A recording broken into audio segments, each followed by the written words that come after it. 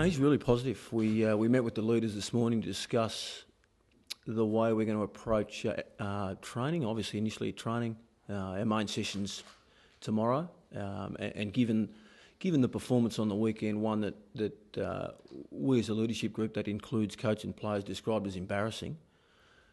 We just want to make sure that we can get the group up to do something about it, and Sunday presents a terrific opportunity for us to be able to bounce back and make sure we finish off on a fairly positive note, to end up potentially with a season of 12-10, 2 wins shy of last year. And given, I think it's widely acknowledged that we've had some significant issues with injury, that would be a reasonable return.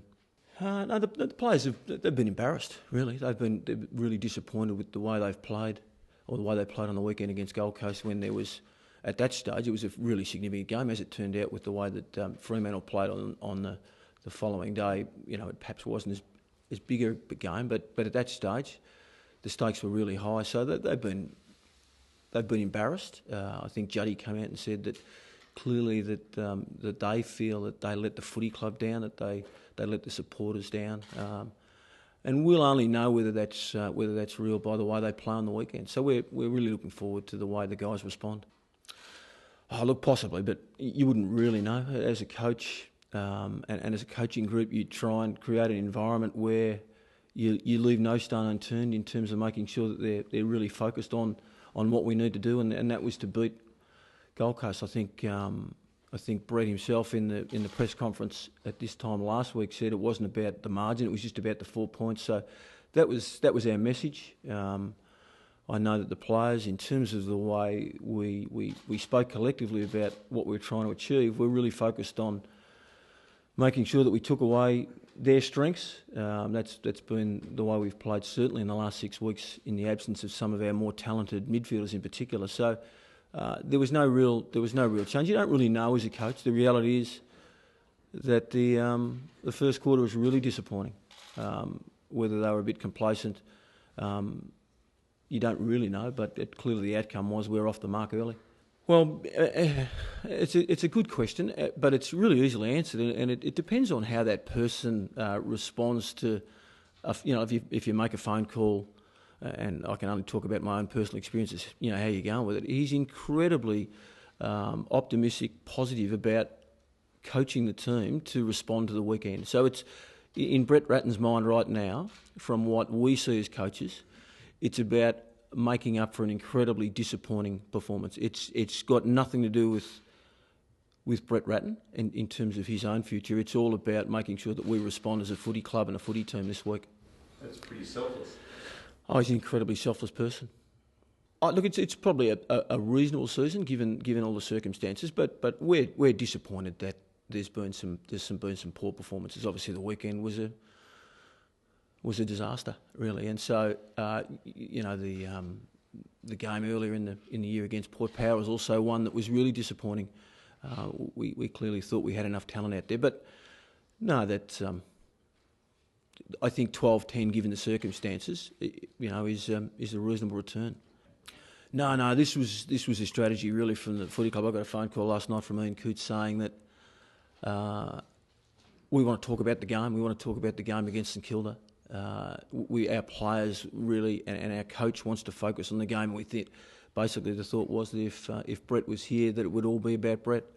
So far, this has predominantly all been about Brett as well. But hopefully, in amongst all that, I've been able to relay the thoughts of both the players and the coaches that we want to do something about what happened on the weekend, and that's to make sure that we respond against St Kilda on Sunday. Look, that's not for me to publicly give my opinion. I've already mentioned that I think it's been a reasonably successful season given the circumstances. But there's other footy clubs in the competition that have struggled when they've had key personnel out. That's been our challenge this year. And in that, there's been some terrific opportunities given to young players. There will be again on the weekend. Levi Casbolt has split his kidney, and so he won't play. He's had surgeries in hospital as we speak, and his long-term future's fine, but that'll give opportunities to a young Luke Mitchell, for example. We've seen and been really pleased as a coaching group the performance of Casbolt and Bell, McGuinness, Bootsma early in the year, White as a key defender in the absence of Jamison, Laidler, Henderson. So that's a real positive, and we think for our supporters to see perhaps a McCarthy and certainly a Luke Mitchell play this week will be quite exciting for the future of the club. I think Robbo, what coaches understand is this business is about win-loss, and that ultimately that's how you'll be judged. I'm sure there's some elements of anxiety, but at the risk of this sounding like a party line, I'm absolutely telling you that we are really focused on doing something about what happened last week, and that's the focus of all the assistant coaches and clearly the senior coaches I've mentioned. It's he's been incredibly aggressive in terms of making sure that we play a really positive, aggressive style of play on Sunday, and do something about the embarrassment of the Gold Coast performance. Look, I'm only going to talk about you guys are all here because of what happened on the weekend. We were really disappointing against Gold Coast, a game that meant so much for us at that stage, depending on what happened the day after Fremantle versus Kangaroos. But it was the team, and that is clearly the coaches and the players. So we take responsibility for that performance. I wouldn't have a clue. I'd only be speculating. You must know. You work with them every day. If you're asking me, do I think the players are really supportive of the coaching group, and in particular Brett Ratton? I think they're absolutely supportive.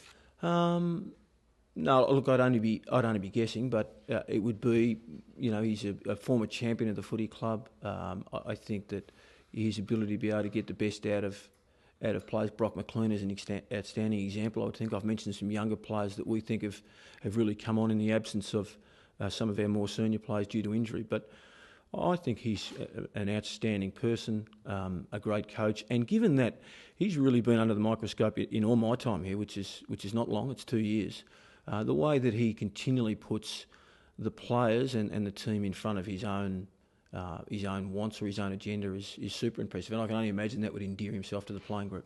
No, not from my point of view. No, I think, as I said, Rats, for whatever reason, and I think quite unfairly at times, has been heavily scrutinised whenever there is a poor performance.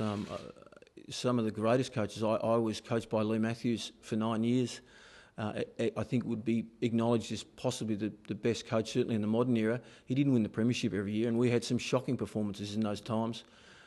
Whenever that's happened here, it's the coach that cops it as opposed to perhaps the players. So that's frustrating. I'm not going to get caught up in that. No, that hasn't. I certainly don't think it's affected us as a footy club. That's. Those sort of issues are for Stephen Kernahan, really. They're not for me. I'm all about coaching the team. As Andrew said, our focus is about doing something about a really poor performance. We're going to make sure that we get that done on Sunday.